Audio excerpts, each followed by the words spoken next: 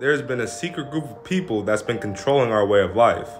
From our banking system to our government, many people have begun to realize that these people aren't in our best interest. But who are these people? Who are these people that's controlling our way of life? And as you begin to go down this conspiracy rabbit hole, there is one family name that we all come across, and that name is none other than the Rothschilds. And in this series, I'll be breaking down the family empire's origins, along with the history that leads up to current times. And it all starts with Mayer Amschel Rothschilds. Now, believe it or not, this family actually comes from a humble beginning, as the name Rothschild wasn't adopted until later.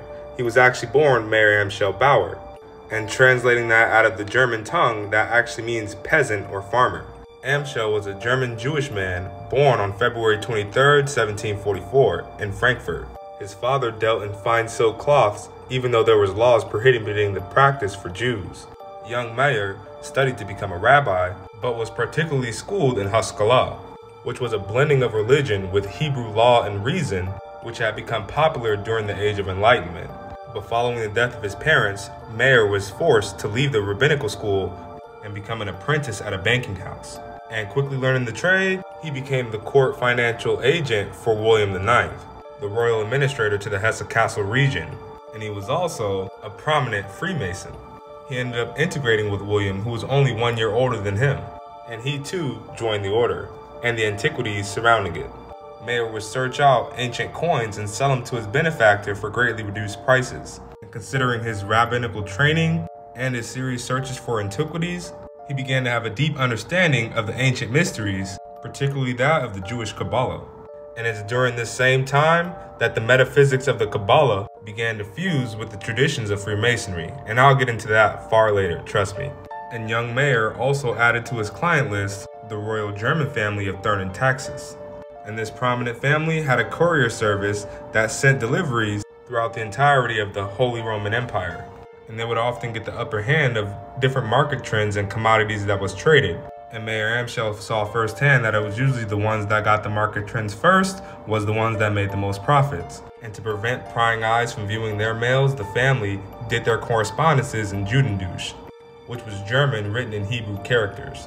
The code prevented many researchers from getting a clear understanding of their methods and intentions. And during this time, according to the New Encyclopedia Britannica, Mayer set the pattern for his family to follow so successfully. And it was basically to do business with reigning houses and to father as many sons as possible who could take care of the family's many business plans that was abroad. And in my next video, I'll be explaining exactly how the family came upon their wealth. How did the Rothschilds become so wealthy?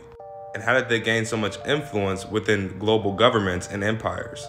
In my last video, I discussed the early life of Mayer Amschel Rothschild, and in this video, I'll be talking about how they acquired the wealth they have today. It all started when William IX received an enormous sum of money by the British government to provide Hessian soldiers to fight the American colonists during the Revolutionary War. And by Amschel being William IX's financial agent, it put him in a pretty good position. See, William IX accepted the money and told Amschel to put it in for investments, but instead, Amschel took the money and established his son, Nathan, as the head of the London branch of the family banking house. And this leads us to the Frankfurt Five. See, Mayer Amschel had 5 sons, with the oldest, Amschel, being back at Frankfurt to supervise the family banking operations with Mayer Amschel Rothschild. Then, in 1804, Nathan was established in England with their London branch. Meanwhile, the youngest son, Jacob or James Rothschild, joined the Paris banking circles in 1811. Established Solomon in Vienna and Karl in Naples. But it was Nathan who manipulated the situation in such a way that it established their banking fortune. And after Mayer Amschel seeing the amount of profits that they was making in the Revolutionary War, it caused him to understand the amount of profits that could be made during war. And that is the reason why the War of 1812 happened. If you go through my US corruption series on part 1 and 2, I break that down very well. And the Rothschild influence soon spread to royalty as well. And by Mayer buying out the outstanding debt with King George IV and his brothers, it allowed Nathan to come into frequent contact with the British royalty. And it was also around the time when Nathan reached London was when Mayer changed the family name from Bauer to Rothschilds, which really was Red Shield, because back at his old home in Frankfurt, there was a red cross that was on his door. Now, many people believe that the Red Cross symbolizes something a lot more different and possibly sinister, and I'll get into that later on in the series. And I know I mentioned this before, but it's also important to mention that it was the Rothschilds that originally funded John D. Rockefeller, and they also funded J.P. Morgan.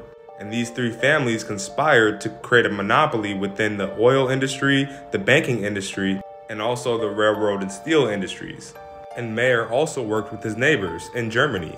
See, the Warburgs out of Hamburg linked up with the Rothschilds to do business in banking.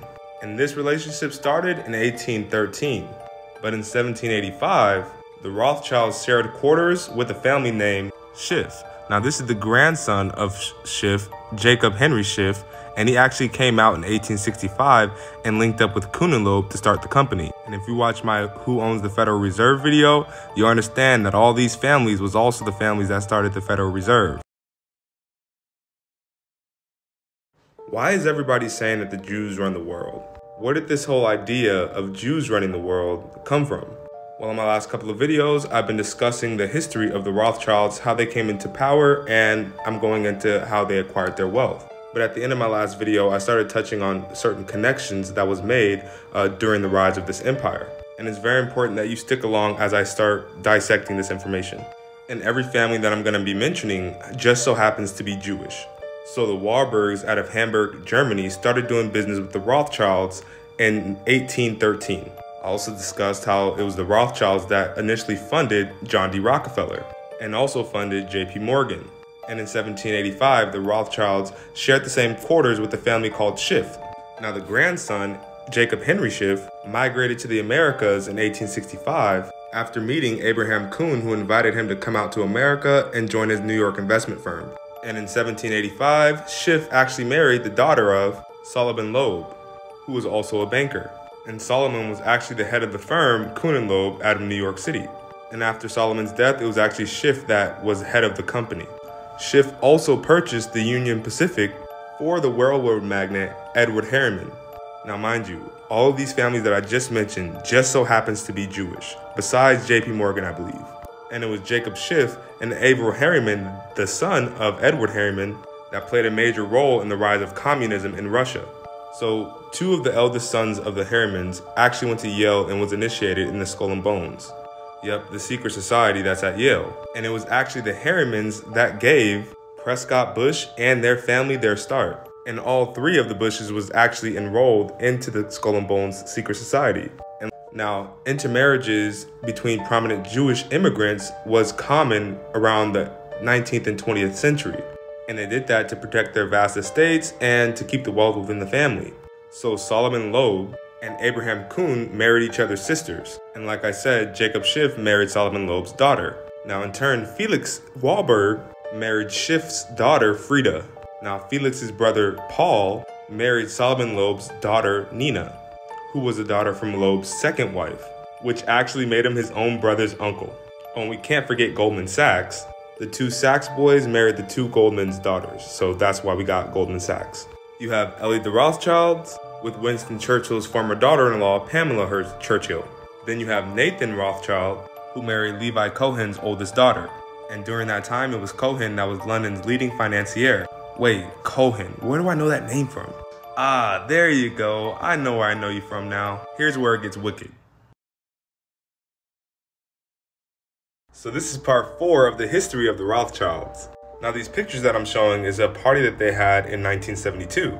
It shows a lot of strange things. I believe this one's probably the strangest. Now in my last video, I started talking about how they had secret connections within the family that started all the way back in the late 1700s. How Abraham Kuhn, the Warburgs, the Loeb family, the Rothschilds, the Harrimans, the Rockefellers, and the Schiffs, as well as the Goldmans and the Sachs. They basically all came together and started having kids with each other's sisters and daughters. Now anybody that's uninformed, they'll think that that's normal, it's in the Jewish community to, have kids with other Jewish prominent members. But if you watch part 1 of this series, I was discussing the early life of Amschel Rothschild and how he studied the Haskalah, which was basically Jewish mysticism that surrounded the Kabbalah. I also discussed how it was William IX that got Rothschild to become a Freemason. Now this is where things get interesting. because these same families that I just mentioned just so happen to be the ones that met up in Jekyll Island and started the Federal Reserve, which shows that these families have been well integrated for over 100 years before the Federal Reserve was founded. And this is where it gets interesting, because when Amschel was 32 in 1776, he had a meeting with other influential and wealthy Jewish men in Frankfurt, Germany. And his mission with that meeting was to basically convince the other men that they should all pull together their resources so that they can be the ones in control of the world revolutionary movement. You had the founding of America, different tensions brewing up in France, and you also had things going on in England. His plan was to basically have control over the natural resources, the manpower, and the wealth in global governments. And as he was setting this all up, he came across a man named Adam Weishaupt, who actually helped him start what we now know as the Bavarian Illuminati of Germany. So it was Adam Weishaupt and the Rothschilds that helped start the Illuminati. Now, mind you, there was different sections within the Illuminati, but the Bavarian Germany Illuminati was the one that became the most prominent. And it was actually the Rothschilds that bankrupted the Bank of England so that they took over. Now, back then, Freemasonry was common amongst people, but Adam had a different plan. It was to move in total secrecy. Now, in the works of Adam Weishaupt, he actually said, he stated that his organization will remain concealed from the eyes of the public. The great strength of our order lies in its concealment. Let it never appear in the place in its own name, but always conveyed by another name and another occupation. He also said, none is fitter than the lower degrees of Freemasonry. The public is accustomed to it, expects little from it, and therefore takes little notice of it. Now, in my next couple of videos, I'll be breaking down exactly what he meant by that, because I know. So we'll be getting in there and we'll be dissecting that.